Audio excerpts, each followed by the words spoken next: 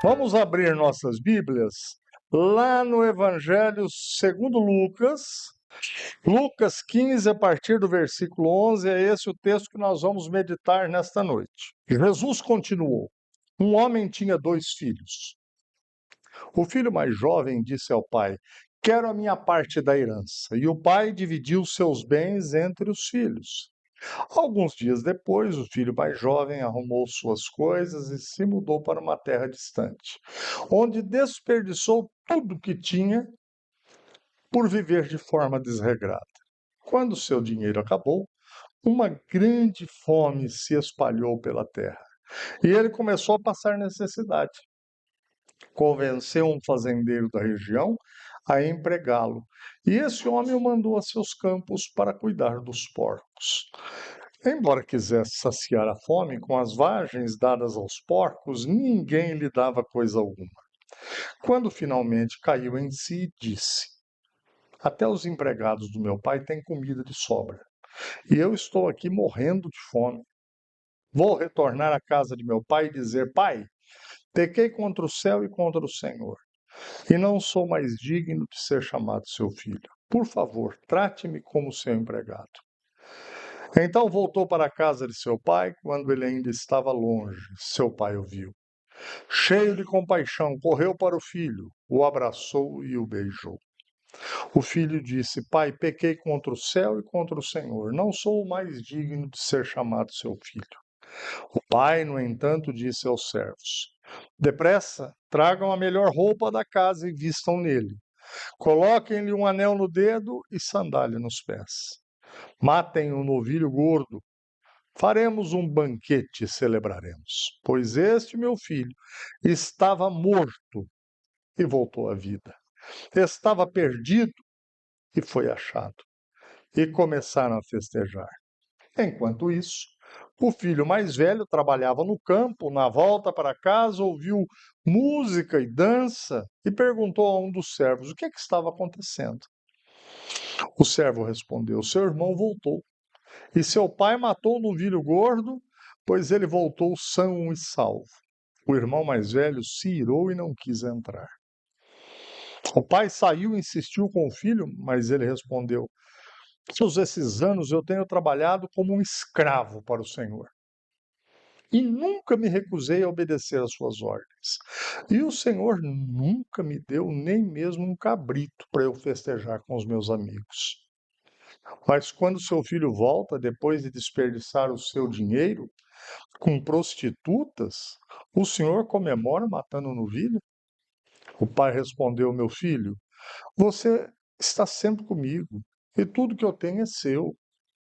Mas tínhamos de comemorar este dia feliz, pois seu irmão estava morto e voltou à vida, estava perdido e foi achado. Vamos orar. Senhor, nós estamos felizes nesse dia, na tua casa, na tua presença, e nós lemos um texto maravilhoso da tua palavra e queremos que o Senhor abra nosso coração, nosso entendimento, para sairmos daqui essa noite alimentados pela tua palavra. Somente o teu poder pode realizar isso em nossas vidas. Nós te pedimos isso para a tua honra e glória, em nome de Jesus. Amém. O tema da mensagem essa noite é um pai único e excepcional. Jesus ele estava contando histórias, parábolas. Se nós voltarmos aí um pouquinho no capítulo 15, ele está contando histórias e falando sobre a alegria de alguém quando encontra algo que foi perdido. E contando histórias, contando parábolas, essa era a forma que Jesus ensinava. Claro que isso atraía muitas pessoas. Até os dias de hoje, quando a gente conta uma história, criança gosta, adulto gosta. Uma história bem contada, ela nos ensina, às vezes, muitas coisas. E era isso que Jesus fazia, e fazia como mestre mesmo. Jesus, ele vai destacar nessa história 3 personagens: o pai, o filho mais novo e o filho mais velho. Mas nessa noite nós vamos tirar para nós mais ensinos acerca do pai, características que Jesus traz na vida desse pai. Esse pai é um pai que é relatado por Jesus há 2000 anos, mas para a época ele era muito moderno, ele quebrou muitos tabus, muitas tradições foram quebradas por meio da história que Jesus conta na pessoa do Pai.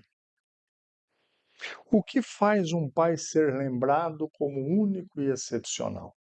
Nós estamos no Dia dos Pais. Algumas pessoas, quando ouvem a palavra pai, se lembram do pai que às vezes está longe, outros têm uma lembrança de um pai que já não está mais conosco, mas o fato é que isso mexe com a gente, o pai. Mas o que faz um pai ser lembrado como uma pessoa excepcional? Será que é o que ele dá para os filhos ou o que ele ensina para os filhos? Vamos ver 3 características desse pai conforme o texto. A primeira delas, este pai não mima os seus filhos. O filho mais novo precisava crescer, precisava se desenvolver. E mesmo sabendo que o ensino seria duro, o pai deixa ele ir. O pai sabia que aquele rapaz ia enfrentar situações difíceis. O filho vai com uma pequena fortuna. Quando ele fala, pai, eu quero a minha herança. Quero a minha parte da herança. O pai dividiu seus bens entre os seus filhos. Ele sai de casa com uma pequena fortuna no bolso. A conta dele está, cheia. Esse jovem vai satisfazer os seus desejos, os desejos de um coração jovem e aventureiro. Talvez ele achasse que perto do pai ele não tinha muita liberdade. Talvez quando ele olhava para o pai, ele pensava: esse aqui é o freio. Como é que eu vou fazer as coisas que eu quero? Ele, como um judeu, como um israelita, conhecia a palavra de Deus. E a palavra de Deus está escrita assim: se você fizer o que é certo, será aceito. Mas se não fizer, tome cuidado. O pecado está à porta, à sua espera e deseja controlá-lo, mas você é quem deve dominá-lo. Gênesis 4, versículo 7. Essas palavras foram dadas por Deus a Caim, que logo depois vem e mata seu irmão. Deus fala: olha, o desejo está à porta batendo. É você que controla. Não pode ser os desejos que te controlam, porque isso vai te fazer mal. Esse recado é um recado tanto para o jovem daquele tempo, como para todos nós nessa noite. Cuidado com os nossos desejos, cuidado com os teus desejos. Às vezes você, quando abre o portão para todos os desejos da sua vida, você vai se encontrar numa situação difícil. Esse jovem percebe que o mundo e os atrativos do mundo, que sempre foram semelhantes, eles enganam. Ele saiu com muito dinheiro de casa. Ele saiu bem, ele saiu de carro do ano, ele saiu com a conta bufando. O dinheiro e a liberdade desenfreada não fazem bem a ninguém. As paixões, as bebidas, as noitadas enganam e destroem. A realidade, presta atenção nisso, olha, a realidade sem responsabilidade e direção começa a cobrar o seu preço. Logo ele começa a sentir a mão pesada da realidade sem amor sobre a vida dele. Porque é assim a vida ao vivo. A realidade sem o acompanhamento do amor é fria. Ela é insensível. O preço da experiência longe do Pai é alto. O texto diz assim: quando o seu dinheiro acabou, uma grande fome se espalhou pela terra e ele começou a passar necessidade. Eu tenho 3 filhos, nós temos 4, eu com a Simone. Um está com o Senhor já. Mas eu, graças a Deus, nunca vivenciei isso, de um dos meus filhos passarem necessidade. Mas eu sei que quem aqui é pai, mãe, tem até medo de pensar nisso. Um filho passando necessidade. E era muita necessidade. Esse moço começou a passar fome. Ele tinha vontade de comer a comida dos porcos. mas o texto diz que ninguém dava nada para ele. O filho, ele vai aprender do pior jeito. O rompimento com o pai começa a custar caro. Agora é a vida e só, não tem mais a proteção do pai. É matemática, meu amigo. Ninguém lhe dava coisa alguma, como é hoje. Longe do pai não tem tolerância, não tem oportunidades, não tem mais aquele carinho. Este pai não mima, não agrada por agradar, não estraga o filho, ele deixa ir para aprender e amadurecer. Mas, em segundo lugar, esse pai é generoso. O texto nos ensina muito como cuidar e amar nossos filhos. Vocês aí, casais jovens, terão filhos com a graça de Deus. A gente precisa pedir a sabedoria de Deus para a gente criar filhos. É difícil, não é fácil. É uma bênção, mas é difícil, não é fácil. A generosidade é a marca na sua casa? Essa é uma pergunta para nós todos pensarmos. Na nossa casa, os nossos filhos, eles cresceram vendo generosidade? Porque esse moço cresceu. Em meio à dor e ao sofrimento, o texto diz que ele se lembra da casa dele. Passando fome, ele se lembra da casa dele. Ele fala assim: na casa do meu pai, os empregados têm comida em fartura, eles comem o tanto que eles quiserem. Até os empregados do meu pai têm comida de sobra, diz o texto. E eu estou aqui morrendo de fome. Ele lembra de detalhes, irmãos. Os detalhes do dia a dia são importantes, pequenos gestos, cuidados que a gente tem com os filhos. Eu te garanto que os nossos filhos não se lembram de muitos dos brinquedos, da maioria que nós demos para eles. Aqueles caros, aqueles que a gente teve que dividir em prestações. Eles não lembram mais. Mas um beijo, um abraço, um vem cá, meu filho, que eu quero te ouvir, eu quero conversar com você. Isso eles não se esquecerão nunca. Ninguém esquece o cheiro de um pai, o abraço de uma mãe também, é claro. Nós estamos focando aqui na vida do pai, cuidados que a gente tem com o filho. Eu me lembro de uma cena da nossa filha mais velha. Ela pegou um caco de vidro no calcanhar, ela corria demais, ela não parava, ela era diferente dos outros. E ela pegou um caco de vidro grande no calcanhar e eu fui levar ela no hospital. Eu levei ela para o hospital. Chegando lá, foi um primo nosso que atendeu, um médico muito bom. Mas ele falou assim: ô primo, se você quiser ficar aqui dentro da salinha, pode ficar, mas eu vou ter que dar anestesia nela. E é um pouco ruim de ver. E aí eu me lembro que ela sempre foi muito dura, nossa filha mais velha. E ela falou: pode sair, pai. E eu fiquei na porta, né, assim, ó, olhando assim, com o coração na mão. E aquele meu primo pegou uma seringa com uma agulha desse tamanho, enfiou no calcanhar dela assim. Eu vi as lágrimas escorrendo nela. Ai, irmãos, doeu em mim. Eu preferia ter enfiado aquela agulha em mim. Isso são cuidados. Ela não lembra da maioria dos brinquedos que eu dei para ela e a Simone, mas pode perguntar para ela se ela lembra desse dia. O cuidado do pai, o cuidado da mãe. Ele lembra que os empregados mais simples na casa do pai tinham suficiência. Ele viu o pai tratando bem os empregados.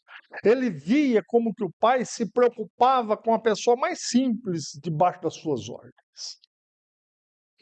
Quais marcas nós temos deixado na nossa casa para os nossos filhos? Nós, pais, maridos, como é que nós tratamos a esposa? Como é que nós tratamos outras pessoas?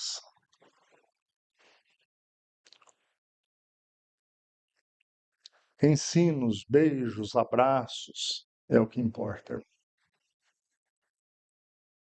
Se você tem dinheiro, é bom, mas não é.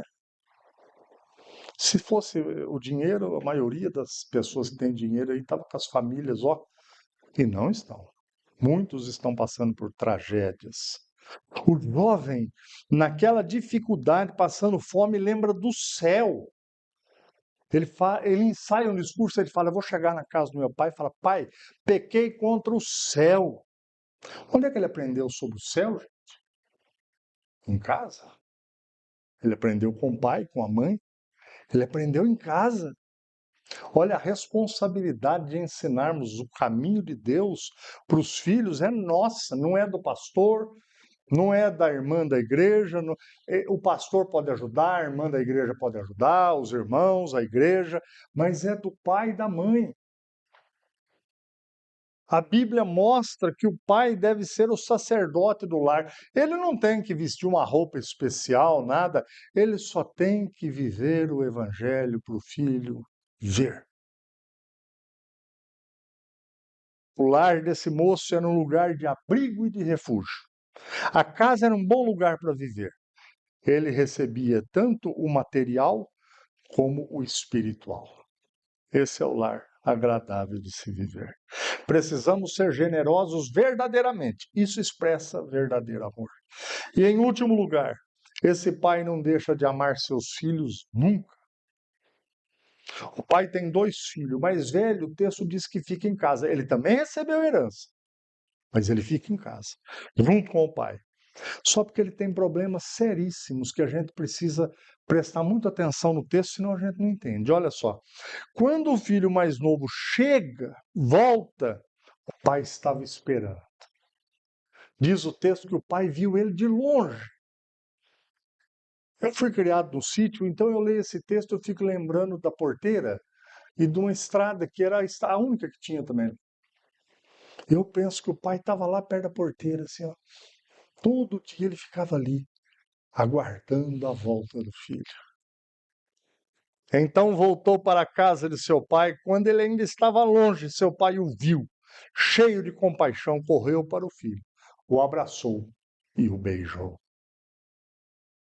O pai lhe abraça e restitui a autoridade dele de filho. Ele fala: pai, o senhor não precisa me tratar mais como filho. Eu pequei contra o senhor, pequei contra o céu. O senhor me trata como um empregado. O pai fala: tragam logo o anel, a sandália e a melhor roupa para vestir nele, e matem o boi mais gordo que tem aí para a gente fazer um churrasco. Meu filho estava morto e ele hoje reviveu. O pai abraça, dá-lhe autoridade, e o filho mais velho, quando fica sabendo disso, não aceita o amor do pai para seu irmão. Na verdade, o texto diz que ele nem chama o irmão de irmão, ele fala assim: esse seu filho. Ele não quer entrar na festa. Ele, como a maioria das pessoas que ouviram essa história de Jesus, condenam a atitude do pai. Não, ele tem que pagar pelo que ele fez, ele tem que assumir as responsabilidades, ele tem que agora lidar com a perda dele. Ele não gastou toda a herança dele? Irmãos, e naquele tempo o irmão mais velho recebia 2 vezes mais que o mais novo na herança. Ou seja, na divisão o mais novo pegou menos, não é muito dinheiro, mas pegou menos. O mais velho estava satisfeito, mas o texto diz que não. Até o irmão mais novo pensava desse jeito. Olha só, não sou mais digno de ser chamado seu filho. Ele sabia que era assim mesmo. Trate-me como um empregado. Ele já não se via mais como filho. O irmão mais velho quer que o pai castigue o mais novo. Ele faz uma lista de exigências dele. Ele fala: ó, pai, eu sempre estive aqui, eu sempre obedeci o Senhor, eu sempre fiz tudo que o Senhor me mandou, nunca descumpri uma ordem do Senhor, e o Senhor nunca me deu nenhum cabrito para eu fazer festa com meus amigos. Irmãos, essa lista condena ele totalmente. Ele nunca ficou junto do pai porque ele amava o pai ou porque entendia o amor do pai. E ele fazia coisas certas, mas querendo uma recompensa. Jesus aqui está dando um tapa de luva de pelica em quem está ouvindo ele, os judeus. Porque os judeus achavam que, por serem judeus de sangue, eles tinham que ser cuidados por Deus, que é o nosso Pai, como se fossem muito especiais. E Jesus fala assim: olha, É o amor de Deus que deve nos constranger, não as recompensas que Deus pode dar. Quando ele faz essa lista, ele demonstra que não entendia nada do amor que o pai tinha por eles. O pai fala: meu filho, você sempre está comigo, tudo isso aqui é seu. Você podia ter pegado esse cabrito quando você quisesse. A graça não exige obras. Você e eu, nós não somos amados por Deus por coisas boas que a gente faz, não, irmãos.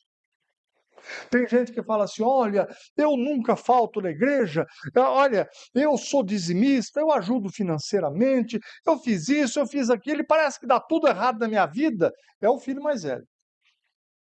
E Deus está falando: calma, rapaz, você é meu filho, você está sempre perto de mim. Você sempre pode matar o cabrito, você tem tudo. Mas isso não é porque você é bom, é porque eu amo você. Isso é graça, irmãos. Eu fui salvo, você é salvo, toda pessoa que se aproxima de Deus é salvo por aquilo que Deus é, pelos planos de Deus e o amor de Deus. Não é por aquilo que a gente faz, não.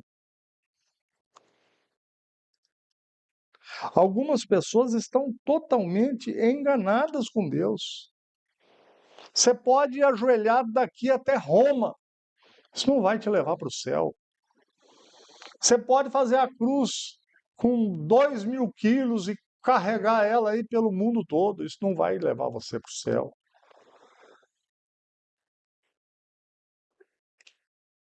E se fizermos uma comparação com isso, você também já pode ter cometido os piores erros do mundo. O amor de Deus por você te perdoa. Mas eu não fui um bom filho. Se você reconhece isso, se arrepende, Deus te perdoa. Isso é graça. Isso é amor verdadeiro. O Pai ensina sobre seu amor e graça. O amor de Deus é assim. Deus ama o pecador. A Bíblia diz que Jesus veio buscar o pecador. Ele veio buscar o que está doente, o que está enfermo. Isso é graça. É isso que essa história que Jesus nos conta nos ensina. E o Pai quer celebrar a ressurreição do filho. Ele diz assim: esse meu filho estava morto. E morto não tem jeito. Ele fala, ele ressuscitou. Ele voltou para casa. Nós temos que fazer uma festa.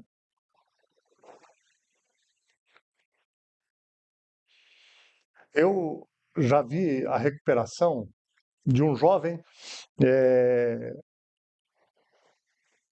do mundo das drogas. Ele devia estar pesando uns 45 quilos. Eu entrei em uma casa, nós estávamos evangelizando, eu, a Simone e as pessoas da igreja. Eu entrei numa casa, esse tipo de casa abandonada, e este jovem era filho de uma irmã muito querida da nossa igreja. E ele estava lá entre aquelas pessoas, todos eles se drogando, tinha seringas, agulhas. Um deles falou para mim assim: ô pastor, não entra aqui não, que não é lugar para o senhor não. Eu falei: não, só vim fazer uma oração com vocês. E aí aquele menino lá, cabeça baixa, pesando uns 45 quilos, e eu falei: a tua mãe ora por você todo dia, rapaz, e eu quero orar por você aqui. Passou essa cena, eu me esqueci. Depois nós mudamos para Campinas, eu fui estudar, nem lembrava disso. E depois de uns 2, 3 anos eu voltei para fazer uma visita naquela igreja da qual eu saí. E aí, na hora que terminou o culto, assim, eu fiquei à porta para cumprimentar as pessoas e aquela irmã chegou em mim, sorridente. E eu até estranhei, porque ela sempre foi assim, ela foi muito sofrida por causa do filho, e eu entendo. E ela falou assim: irmão, o senhor não está reconhecendo, né? E eu olhei assim, na frente dela tinha um rapaz, mas um baita de um rapaz forte, forte, uns braços dessa grossura, assim, ó. Ela falou: esse é o Juninho. O senhor lembra dele? Eu falei: mas não é possível. Ela falou: ele tem 2 anos que ele voltou para Cristo, abandonou as drogas e é o meu orgulho hoje. Oh, gente, quando um pai ou uma mãe recebe um filho que estava perdido, morto, e ressurgiu, ressuscitou, a alegria é muito grande. Esse pai diz assim: nós tínhamos que comemorar esse dia feliz, pois seu irmão estava morto e voltou à vida, estava perdido e foi achado. Que o nosso Deus nos abençoe, nos ajude a compreender o amor desse Pai como sendo o amor de Deus na nossa vida. Que nossas vidas retribuam com gratidão tudo aquilo que Deus fez e faz por nós. Vamos fechar os nossos olhos, vamos orar. E eu quero, em especial, orar por todos nós aqui, por todos os nossos filhos, netos. Mas se tem alguém na tua família que você gostaria de ver voltar igual esse jovem aqui para casa, para Deus, vamos orar por ele. Fique em pé. Quem sabe você tem alguém que você tem o coração batendo no peito. Eu queria ver o meu filho próximo de mim novamente. Eu queria ver o meu filho servindo a Deus. Se é esse o seu caso, fique em pé para nós orarmos. Vamos fechar os nossos olhos, vamos orar.